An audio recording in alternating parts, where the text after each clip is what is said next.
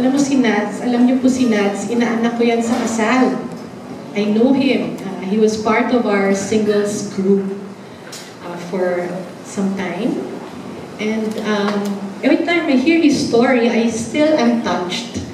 Kilala ko na siya, lagi ko naririnig yung kwento niya, but it still never fails to stir something in my heart. And I think his story, as Doc said, tells us a bit of this man who changed his life. Diba? Yung nakita naman natin dun sa flow ng kanyang kwento na may pagbabagong nangyari, hindi dahil sa kanya, sa pagsisikap niya, kung hindi meron siyang nakilala sa buhay niya. And I'd like to tell you more about this man. And I'd like to tell you also how he has changed my own life. And so, let's start. Who is Jesus Christ? Who is this man who changed Nad's life? Who is this man who continues to change him and bring him from one place to another, giving his life to the Lord and even, speaking about him. Hindi lang, maliit na crowd dito kay Nads diba? He has spoken to thousands of people and he has shared his life to them without shame, but with much pride and with much blessing, knowing that he has really changed a lot. Who is Jesus Christ? Now, how do we get to know a person? Si Nads tumayo dito, pinakilala yung sarili na sa atin, di ba? And there are many ways that we get to know a person. For somebody from history, we can read about them, right? Ako po mahilig magbasa. Hindi ako nakakatulog kung hindi ako nagbabasa kahit ano. I read about other people's lives. Let me share with you a biography. The story of a man's life. More than 2,000 years ago, a young carpenter quit his job in the small village of Nazareth. He traveled for 3 years, walking around in his native land, speaking to his people. This man never went more than 100 miles from his hometown. Now, I've been to the Holy Land, and really, it's a place that mabato, iba-iba yung terrain, and it's difficult. But this man, he just traveled around walking, probably riding a donkey if he had one, but mostly walking. And he never reached far because that time, wala naman pong ibang means of transportation except animals, right?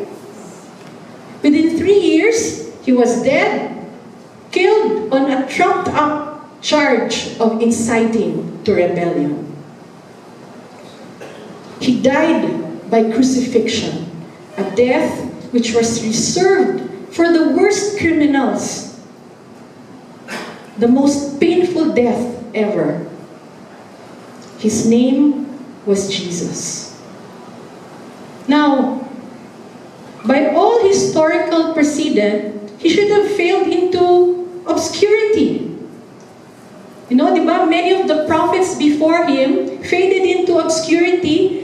Nagsasalita sila, they became famous for a while, but after a while, wala na. People forgot about them. But this guy, centuries after his death, is the most famous, the most honored, the most loved person in human history. He never wrote a book, yet more books have been written about him than any other human being. The book that contains his life has been and is still the #1 bestseller of all time. His birth divides history into two. We say BC, before his birth, before Christ, and AD, Anno Domini, in the year of our Lord. And the reckoning period is his birth. Millions today from every continent claim to be his followers, and countless others have been willing to die for their faith in him. is this man? How can we explain the impact he has had on the world? Who is this man? Now, tayong mga Pilipino, di ba, mahilig tayong magkwentuhan, no? Mahilig tayong chismis, and most of the time, we talk about who? Other people, right? So, let's see what other people have said about this man. Opinions, gossip, second-hand information. What are some things that have been said about this man? Some misconceptions even. Some people have said that this man, Jesus, was nothing but a pitiful, defeated God-man who was frail and fearful. And many of the images that we have of him really is as somebody suffering on the cross, di ba? Hirap, nakakaawa. And some people even say, look at your God, He's on the cross, suffering. Diyos ba yan? No, Diyos ba yan? Some say he was a confused man with an identity crisis. Hindi niya talaga alam what he was there for. Others say he was an unsuccessful politician, a social revolutionary who failed in his cause. That's why he was killed for it. He just wanted to start a revolution, pero hindi siya nag-succeed. Yun yung mga chismis. Yun yung mga haka-haka tungkol sa kanya. Tingnan naman natin yung mga eyewitness accounts. Eyewitness accounts. I'm a lawyer, and before, when I used to practice, I handled criminal cases. Just a few of them. And some of our witnesses would be credible because they actually saw the event or the crime happen. Yung mga hindi nakakita, hindi yun masyadong credible. Chismis lang, di ba? Yung kwento nila. Tingnan naman natin, pakinggan natin yung mga eyewitness accounts. Sabi ng mga nakakilala sa kanya, and we can find this in the Bible, all these stories that we have. Sabi nila, this man, Jesus, was actually not a confused man, not a weak man, but a man people gladly followed. I'm sure you all know that story when he called the apostles, di ba? Yung first apostles niya were Andrew and Peter, John and James. Ito yung mga mangingisda. They were fishermen. And yung mga fishermen nung time na yun, ngayon, di ba, nakasakay lang sa boat and all that, nangingisda. Doon, physical labor. Mga barako yung mga yun. Mga astig. No, and they will not just follow any person. And yet, when this man Jesus approached them and told them, come follow me, what did they do? Did they hesitate? They immediately followed him. There must have been something about this man that people, these fishermen, left their nets, left their means of livelihood to follow him. He was also, according to them, a man who was very strong in mind. No crowds would gather to listen to him. Thousands of people would come and listen to him the whole day. Kayo ba? Makikinig ba kayo kung nagsasalita does not make sense? Diba? Walk out. You leave. I do that. Pag medyo corny, nakakaantok, goodbye. Diba? But this man, thousands actually would sit and listen to him the whole day. To the point that they would go hungry. Diba? The miracle of the multiplication of the loaves and fish, right? Kahit gutom sila, pinakikinggan nila siya. Because he spoke the most profound things. Things that probably struck them, touched their souls. Things that they never heard before. And they were hungry, always hungry for more. He was a man very strong in mind. He was also a man of extraordinary authority. Not just over people, but even nature. I'm sure you know that story, right? When nagpaiwan siya, nagdasal siya, and he told his disciples, mauna na kayo.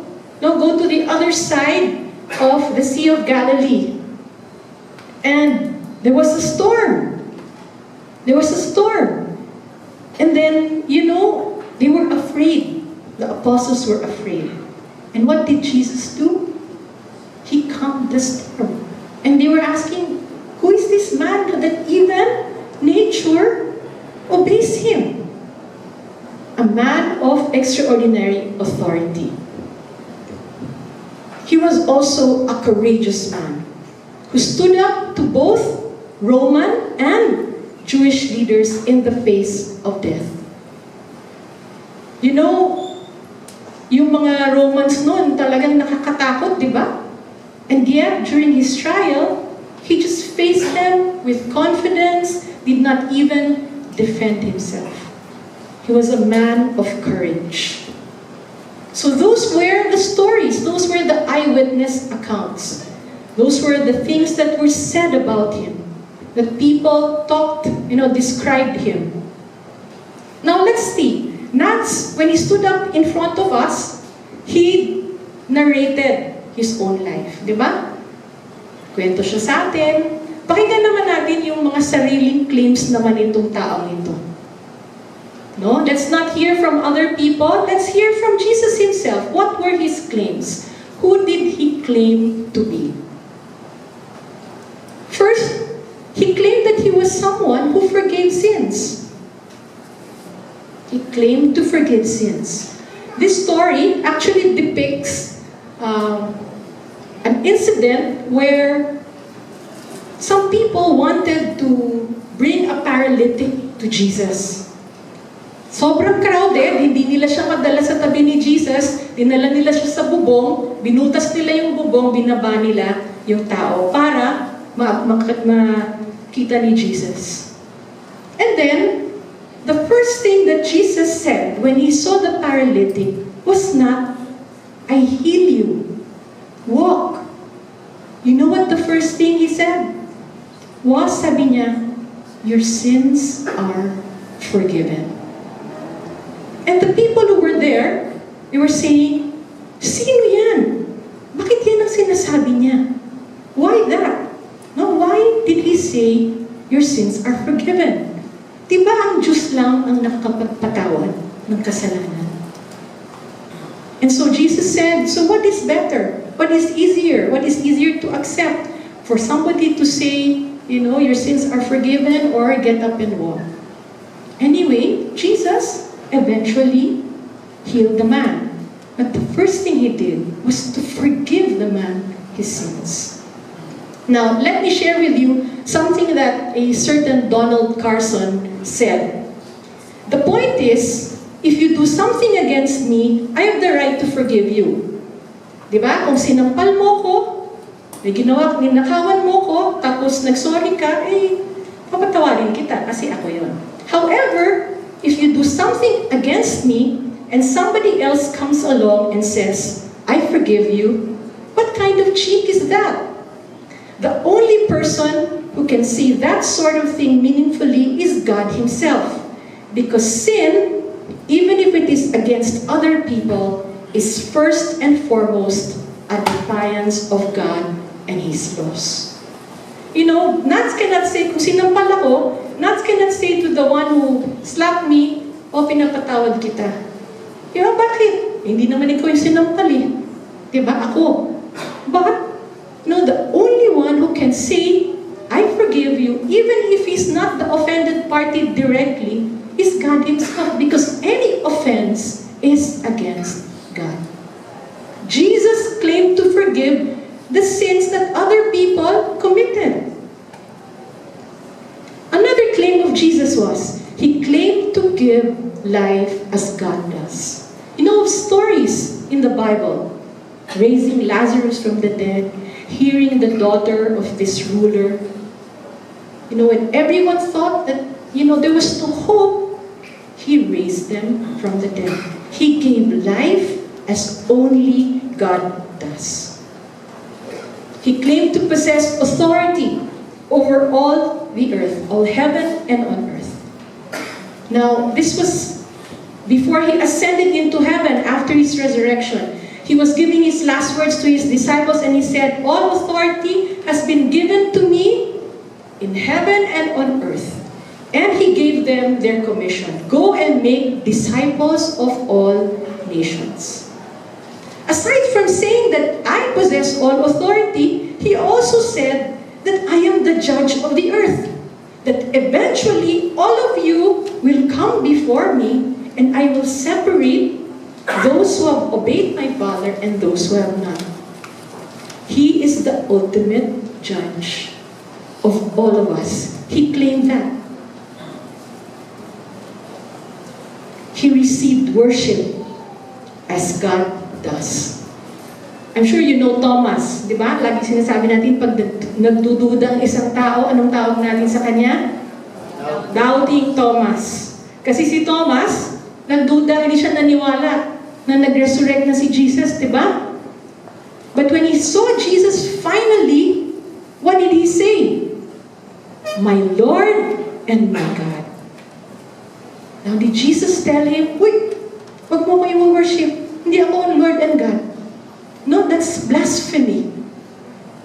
But what did Jesus do? He simply accepted the worship of Thomas. Didn't say anything, did not correct him.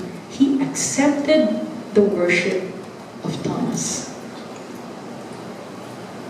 He claimed to be the Messiah himself. Now this is the story of the Samaritan woman, which we find in John chapter 4. And the Samaritan woman, yung mga Jews kasi at mga Samaritans noon, magkaaway.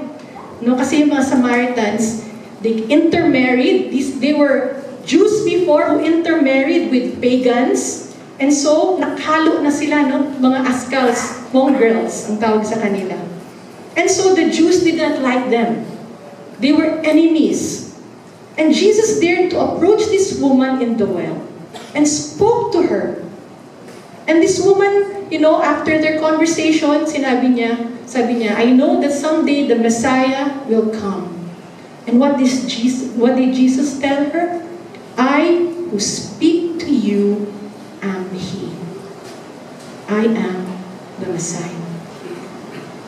And finally, Jesus claimed to be God Himself. Alam niyo yung mga apostles kasi, medyo titigas rin yung ulo, no? Hindi masyadong nakikinig, parang tayo, no? And one of them, si Philip, during the last days of Jesus, actually said, Jesus, we want to see the Father. Show the Father to us. Yan lang ang gusto namin.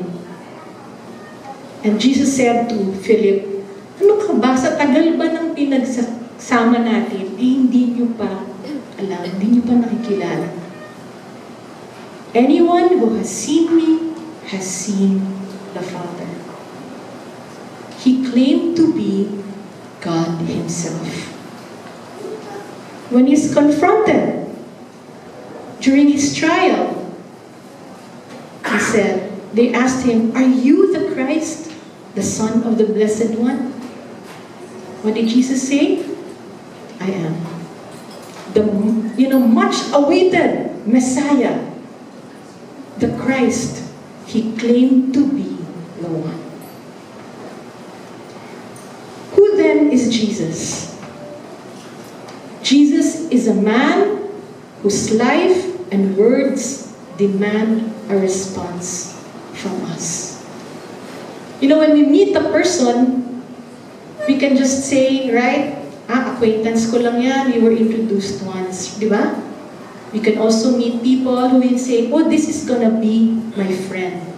I have a best friend, we met in law school, and the first time we saw each other, we knew right away, best friends kami nito. Click, click na click. And you know, that friendship, we've kept it through the years. No, this man has caused changes in my life to happen. Lalaki siya, best friend ko, no? And he himself has changed because of me. Now, these people, Nats, met these people from his prayer group in Christ's Youth in Action and changed him. No, the way they loved him, the way they shared, it compelled a change in him. Now Jesus is a man who stands before us now, whose life and words demand a response from us. He comes to us, introduces himself, tells us his story, tells us what he has done, tells us who he is. And that demands a response from us. Now, like any lawyer, let me share with you a chart that will help you decide. This is what we call the trilemma, and we got this from Evidence That Demands a Verdict by Josh McDowell. Now, before I start, let me tell you that all the options, the alternatives here are possible. All these things are possible.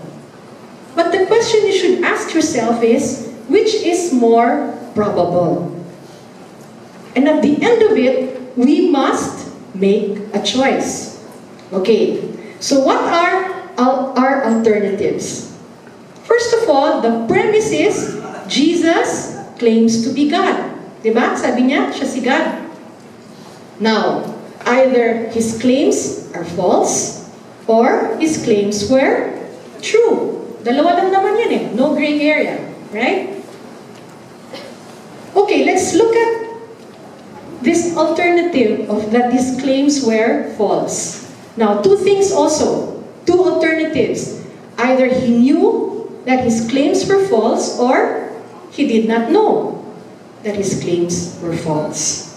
Let's take the first one. He knew that his claims were false. Now, if he said that he was God and he knew that his claims were false, what does that make him? A liar. Sinungaling, di ba? Alam niya eh. He made a deliberate misrepresentation. Now, if he's a liar, he was a hypocrite. Now, why is that? Because he told people to be honest. Di ba? He always said, tell the truth will set you free, etc. And yet he himself lived a colossal lie. He was a hypocrite, but he was also a demon. Because he told others to trust me with your eternal destiny. You trust me. Sino ba namang, anong kasamang tao yan ang magsasabi na, sa aking pagsisinungaling, you trust me. And you trust your entire life to me until you die.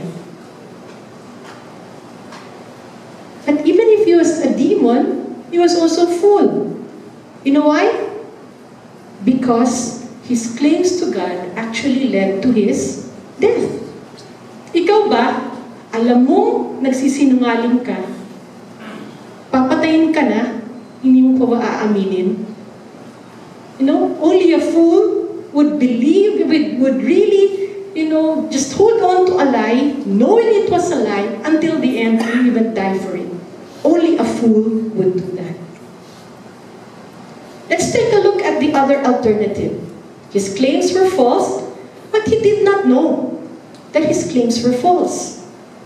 Now, kung hindi niya talaga alam, but he still claimed, then he was really sincerely deluded. Hindi niya talaga alam eh. Now, we know that it is possible to be both sincere and wrong. Diba? Some people we know, tinatawag natin mga feelingera, diba? Feeling maganda, pero hindi talaga. Sorry. Or feeling matalino, pero hindi talaga. It's sometimes they really sincerely believe that they're beautiful, that they're intelligent. Sincere sila, pero mali nga lang, diba? So, it's possible to be both sincere and wrong. And because he was sincerely deluded, we can say that he was a lunatic. Now, some people say that it is hard to imagine that there was anything wrong with Jesus mentally. He didn't show any symptoms that go hand in hand with being mentally impaired or unglued. Here is a man who spoke some of the most profound sayings ever recorded. His instructions have liberated many individuals in mental bondage. So how can somebody who spoke all these things who was so intelligent could be somebody who was also a lunatic. Parang hindi match, no? Hindi match. Now, what about if his claims were true? He claims to be God. Paano kung totoo yung claim na yun? Then, He is Lord. He is Lord. Totoo eh. And what is left for us? You can either reject Him or accept Him. Liar, lunatic, or Lord? You decide. 30 years ago, I received an invitation to come and see, to get to know this man, Jesus Christ. At that time, before that, I lived a pretty colorful life. I come from a middle-class family. My parents were very loving, but also very liberal. They pretty much left us to do what we wanted to do. And so growing up, experimented with drugs, smoked, drank a lot. Even college, didn't have any direction in life. And if you saw me before, you wouldn't even recognize me. Sino dito yung nakaabot ng punk look? Punkista. Katayo yung buhok ko. And then, naka-gel, mahaba sa likod. Lagi ako nakaitim. Laging naka-eyeliner na maitim. That's how I looked. That was my life. When I graduated from college, I didn't do anything. And my dad said, wala ka bang planong magtrabaho? Sabi ko, kailangan ba? Sabi niya, sige, kung ayaw mo bang magtrabaho, mag-law school ka na lang. Sabi ko, sige, mag-law school ako para may allowance pa ako for the next 4 years. And so I went to law school. And can you imagine, I went to law school looking like that, and I was checking, the list of those who passed. This was Ateneo, School of Law. And I could see the people who were there with me. Pagkita nila sa akin, sino yan? Magiging kaklase ba natin yan? Sa loob-loob ko, oo, magiging kaklase niya. It just so happened that I passed the entrance exams, and so I went to law school. And that was my life. No direction, no purpose, no plan. The summer, going to our second year of law school, some friends of mine invited me to go for an outing to the beach. And on the way there, we met an accident. And it was really a bad one. And the car that we were riding in was a total wreck. Now, prior to that, they were inviting me to Bible study, to attend prayer meetings. I always refused. And I would always say, ito bang tsurang ito? A-attend ba ito ng Bible study? Magdadasal ba and all that? Now, I wasn't a bad person. I wasn't an addict. But really, just had no meaning, no purpose in life. And so after that accident, alam niyo naman, pag medyo life-threatening yung experience, di ba? You get to really think about your life and see, meron bang purpose yung pagsalba sa akin? And so after that, I attended the prayer meetings and a choices seminar, a seminar similar to this. And in that seminar, I learned more about this man who I thought I knew, growing up a Catholic. But got to know Jesus in a deeper, more personal way. And like you, I was confronted with a trilemma. If this man claims that he is God, and his claims are true, then I ought to accept him as Lord and Savior. And I did. I said yes to that invitation. And that choice changed my life. That choice changed my life. I decided then and there that if I were to be a follower of this man, tweet that slope nowadays, Kaponytail, haba ng po. But also who I am inside and how I live my life. And so then I started striving to be a better person, changed my life.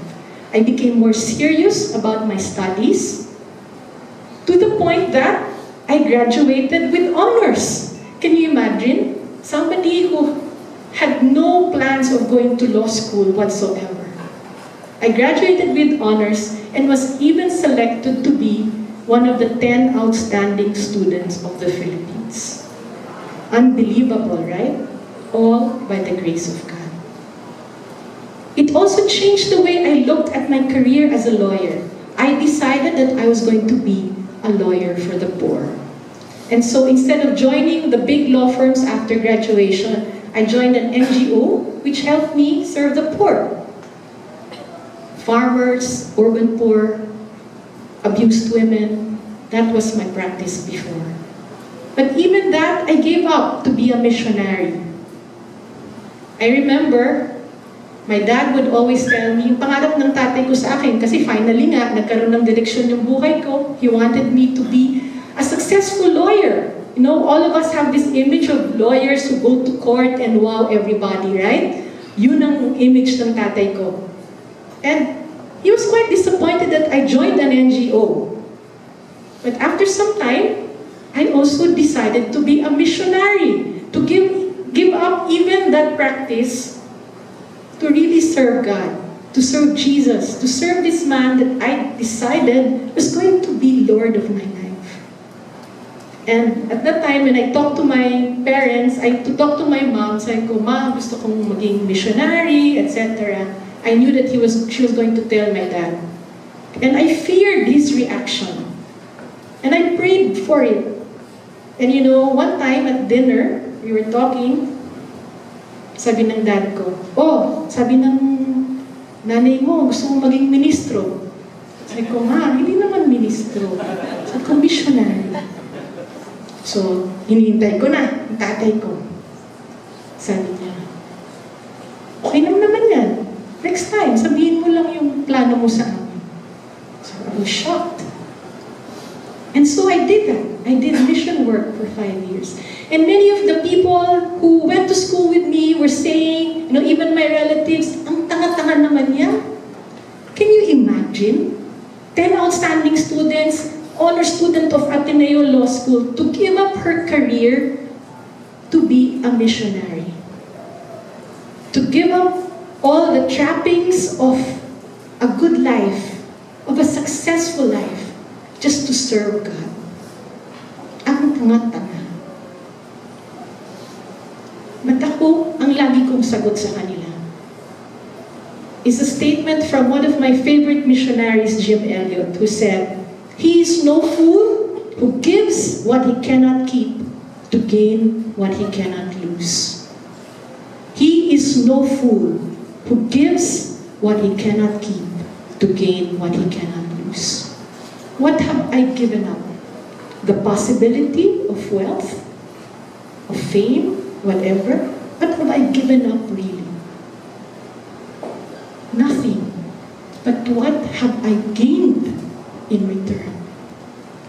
A life that is full, a life that is peaceful, a life with purpose, a life with meaning. I stand here before you to testify that that decision changed my life. The decision I made to accept Jesus as my Lord and Savior changed my life and has changed it for the better. I am happily married now. I have a community that loves and serves God. I have a business with 60 people. I'm president of my own company. Yung sinasabi nila dati na tanga-tanga ko, ginibag ko yung ganun, binalik sa akin ng Panginoon. Doble-doble pa. And more than that, I'm able to give employment to people who really don't have a lot of opportunities in life. But not by my own effort. I attribute it all to that decision I made. And this Jesus Christ, whom I gave my life to, gave me life to the full back in return. More than I could ever imagine. And my prayer for you here tonight, my brothers and sisters, is that you accept the invitation. Accept Jesus as your Lord and Savior. God bless you.